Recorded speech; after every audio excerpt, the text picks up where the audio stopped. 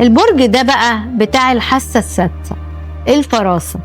لو لقيته ساكت ما تفتكرش انه مش واخد باله، ده واخد باله من كل حاجة حواليه وملاحظ كل التفاصيل، حتى اللي انت نفسك ما خدتش بالك منها عن نفسك. وانت قاعد اتعمل لك تحليل من اول مشيتك وصوتك وضحكتك وقعدتك.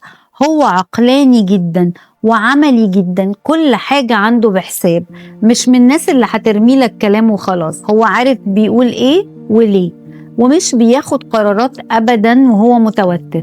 هو بيفكر ويحلل ويحسبها كويس قوي، واخيرا بيتكلم. بس لو اتكلم اسمع كويس، لان الكلام معمول عليه تحليل عميق جدا، وانت تحسه بارد بس هو مش بارد. هو مش بيحب يبان عليه التوتر، جواه مشاعر كتير بس مرتبها على أرفف، كل حاجة في مكانها.